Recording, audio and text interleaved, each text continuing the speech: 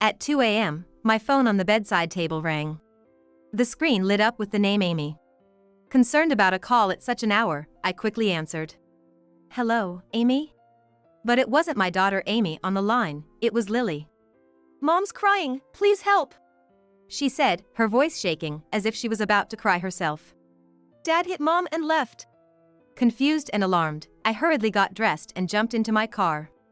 Entering the living room, I found Amy slumped on the floor, crying.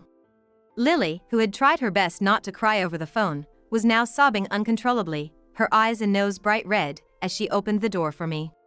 "It's nothing serious," Amy said, her cheeks swollen and red. "What happened?" "Well..." Listening to Amy's story, I felt a chill down my spine. Holding the crying Lily close and stroking her head, I softly spoke.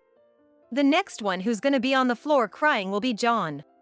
My name is Michelle, 57 years old. I lost my husband 2 years ago, and now I live alone. My joys in life are visiting my daughter and son-in-law's place, which is a 30-minute drive away, watching my 4-year-old granddaughter Lily grow up, and trading stocks, something my husband taught me. As I trade, I often consult my husband in my heart. Should I sell this stock now? Or should I wait a bit more? I feel like I can hear him advising me to hold on or to sell now. Strangely, when I follow that advice, I often profit. My daughter Amy is 29. She got married 5 years ago, and since Lily's birth, she's been a stay-at-home mother. Her husband John is a salesman. I used to think salesmen were well-paid elites, but apparently not. It seems John doesn't make much, and Amy started working from home as a writer last year. They rent a single-family home, which isn't cheap. Yet, juggling childcare, house chores, and writing seems challenging, and she hasn't been producing much work. That's because John wouldn't compromise on anything related to the house. If it's not cleaned up to his standards, he would complain. He won't tolerate any shortcuts in cooking, so apparently Amy can't use store-bought meals. Between housework and cooking, even with all the effort she puts into working from home, she only manages to make about $300 a month. That's why I help my daughter out financially every month. It's just money I made from my hobbies. If it helps my darling daughter and granddaughter, then I think it's worth it. Men have their pride, so I told Amy to just keep it a secret from John. John seems to be really busy at his job, and it doesn't pay well. When I visited, he would often take a quick shower and leave right after discussing something with Amy in the upstairs room. John, being a salesman sure seems tough. I need to prepare materials for tomorrow.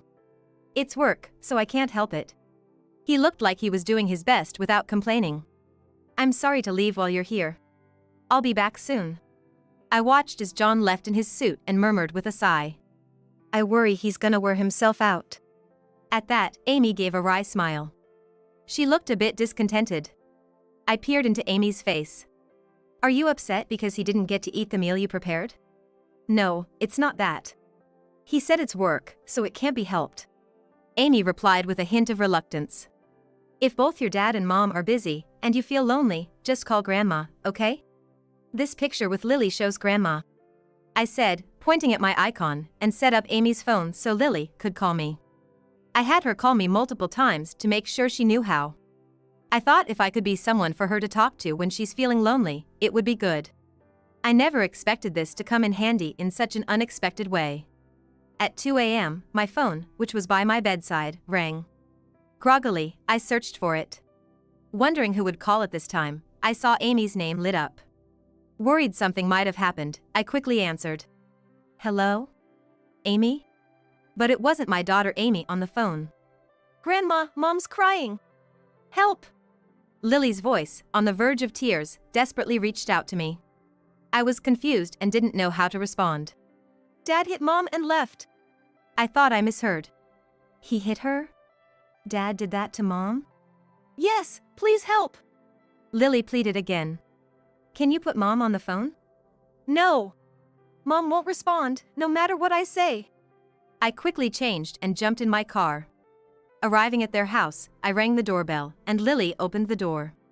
Over the phone, she had tried her best to hold back her tears, but now her eyes and nose were red from crying. She must have been terrified during those 30 minutes before I arrived. Where's Mom? Over there. She pointed towards the living room. I patted Lily's head. as I walked down the hallway, with Lily hiccuping behind me. Entering the living room, I found Amy slouched on the floor, crying. Her disheveled hair and the sight of her covering her face with one hand crying didn't just unsettle Lily, it disturbed me as well. "Amy, what happened?" I gave her a gentle shake, and she looked up, startled. "Mom," she murmured, looking dazed, seemingly not understanding why I was there. "Where did he hit you?" "Show me." I gently moved her hand away. The cheek she had been covering was red and swollen. Amy let out a whimper and covered it again. "It was just a slap. It's not a big deal." But Amy's voice trembled as she said it. I couldn't possibly think it wasn't a big deal. Even if it was just a marital spat, I couldn't believe he would hit her hard enough to cause that kind of swelling. "What happened?" I wet a towel and pressed it to Amy's face. "Well, I never told you before, Mom, but it seems like John's been cheating." "Cheating?" "Yeah, he told you he was going back to work the other day, but he actually demanded money from me." "How could going back to work require so much money?" "I don't know, but suspecting him of cheating just because of that."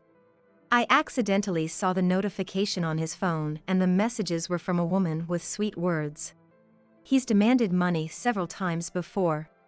That's why I refused today." "And then he hit you?" "Yes. And he almost hit Lily too when she tried to stop him. I stepped in, and in the end, he took money from my purse and left." Listening to Amy's story, I felt a chill run through my heart as my eyes widened in shock. What shocked me the most was that John tried to hit Lily. I've been wondering if I can continue living with a man like that. Lily, clutching my sleeve tightly, suddenly burst into tears, probably recalling the traumatic moment. I was livid. Cheating was one thing, but laying a hand on family was downright despicable. I wanted to shout at him. "Isn't it a father's duty to protect his family?" But preaching to him wouldn't make a dent. If a lecture could reform him, he would have come to his senses the moment he tried to hit Lily and would already be showing remorse. Holding a sobbing Lily close and stroking her head, I said calmly, "Next time, it's gonna be John who's crying on the floor." "What?" I smiled and nodded at Amy, who looked at me anxiously. "Can you stay with John a bit longer? I'll move in with you. We'll buy a voice recorder and record all your conversations with him." "But what if he demands money again? He might try to hit Lily." "Record it when he asks for money. It's okay to give him the money. I'll always be with Lily. We need to gather evidence, after all." "As long as Lily's safe, I'm okay with it." Amy nodded with the determined face of a mother. Then, I took a picture of Amy's face with my smartphone. The swelling would serve as evidence. The next day, I packed up my things and went over to Amy and her family's house. It seems Amy isn't feeling too well, so I'm gonna stay for a while and help with household chores and take care of Lily. At my sudden arrival, John looked surprised and had a guilty expression on his face. "We can't trouble you like this, Michelle. I can help around the house and with Lily." His charming nature, typical of a salesman, I suppose. "Lily's quite active, you know. I'd hate to see you get worn out," he said, showing genuine concern. "That's okay. What I'm really worried about is whether the lunch I make will be enough for you. But keep it a secret from Amy. If you're still hungry, use this to buy something." I discreetly handed John $200. He scratched his head and said, "Gosh, I feel kinda bad about this." But he put the money in his pocket anyway. He couldn't object to me staying now. From that day on, whenever John came home, I decided to stay in Lily's room and play with her for at least an hour. I try to always be with Lily and even take a bath with her. This was to give John a chance to talk to Amy without being wary of me. "We're all done now." As soon as we finished taking shower, John would say with a smile, "Guess it's my turn then." "Take your time." On the surface, I got along with John, but as soon as he stepped into the bathroom, I checked in with Amy. "Did he say anything?" "He did. He thought it was odd when you suddenly decided to live with us. So, he asked me if you had said something." Amy giggled before continuing. "John asked me if I had said anything to you, so I told him about you hitting me yesterday. He went silent, so I said, I wouldn't dare say something like that." "And then what did he say?" "Don't tell her about it, or I'll hit you again." He didn't realize I was recording, so he dug his own grave. Seeing Amy laugh like that was reassuring. She seemed like a completely different person from last night. I hope my presence here can be of some encouragement. Amy and I nodded in agreement. First things first. The next evening, while John was in the bath, what we did was check his messages. We were looking for signs of an affair, but to our astonishment, John seemed to have relationships with several women. He has a child, yet he still does this? Amy voiced her disgust under her breath. If he was cheating with women like this a lot, no amount of money, even if he's rich, would ever be enough. Let's meet up. Maybe hit that hotel again. Yesterday was awesome. While slowly scrolling through these messages, I took a video of John's entire smartphone screen. Hold on a minute. Is this? Amy paused and stared intently at the screen. The chat showed the message. Come by my place again next week, Mr. Salesman. Dated from the previous week. Amy frowned at the message, especially at the heart emoji at the end of it. So, he was hitting on clients too? In sheer disbelief, words failed us. Looking up at the ceiling, we both let out a heavy sigh. The next day, we went for a legal consultation. A lawyer named Mr. Ramirez listened to our story attentively.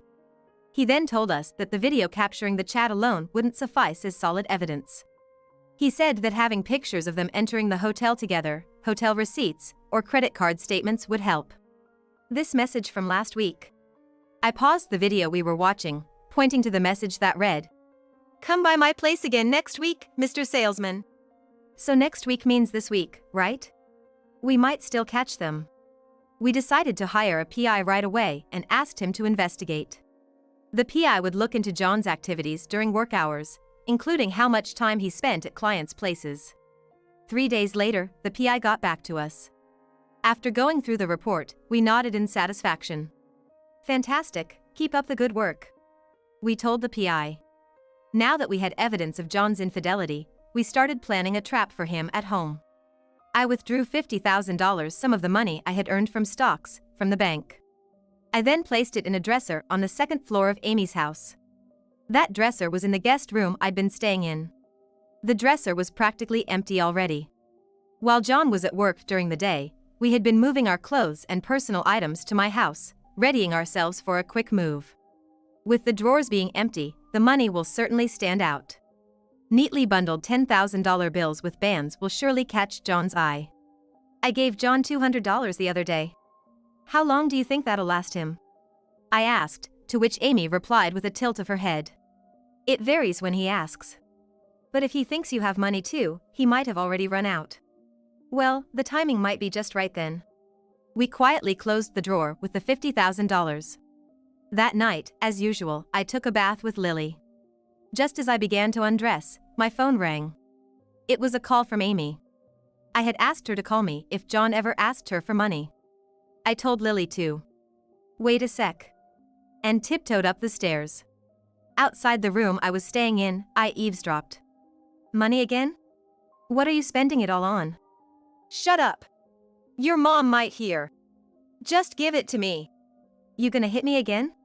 If you don't want to be hit, hand over the money. I'm in a hurry. I heard the sigh of Amy followed by the sound of the drawer opening. What the? Why do you have so much cash? Just as the drawer closed, I slid the room's door open. I'm sorry, Amy, John. I was about to take a bath but felt dizzy. Could I lie down for a bit? Are you okay, Mom? I laid down, and Amy immediately put a blanket over me. Even John, usually smug, clicked his tongue softly and left the room without a word. After a while, I heard John leaving through the front door. We need to hurry.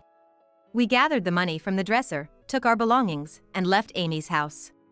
The next day, John received a call from Mr. Ramirez, the lawyer.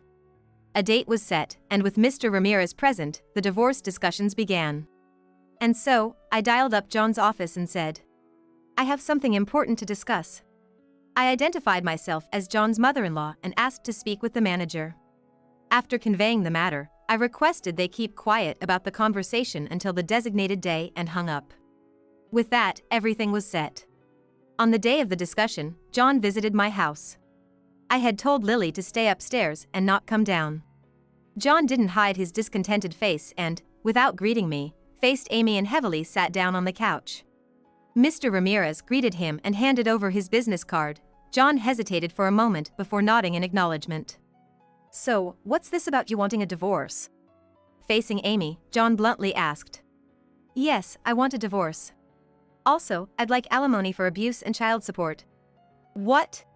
Are you kidding me? You leave the house saying you want a divorce out of the blue, and now you want alimony and child support? Mr. Ramirez, she's the one causing all this trouble." He banged the table, glaring at Amy, and turned a frustrated face to Mr. Ramirez. "I have evidence of you cheating. And also of the physical abuse." She placed a photo on the table, taken by a private investigator, showing John and another woman exiting a hotel. Following that, I played an audio recording I had taken on my phone which had John admitting to the violence. "Hey, you tricked me, huh? Recording sneaky stuff like this. Huh?" He raised his voice and lunged at Amy, trying to grab her collar. Both Mr. Ramirez and I stepped in to stop him. "Calm down. If you get too aggressive, you might find yourself in legal trouble." After Mr. Ramirez's stern words, John calmed down and settled back into his seat. "While I'm trying to listen to both parties here, if this settlement doesn't proceed, Amy's considering filing for divorce or suing. She seems to have her evidence in order and doesn't seem to be backing down." Mr. Ramirez subtly urged John to be reasonable. Lost in thought, John finally spoke up, saying, "But," in a loud voice, "even if it was me who cheated, I still have the right to claim a share of the assets that Amy has, right?" "Yes, if you make the claim," replied Mr. Ramirez. "Then I'm claiming."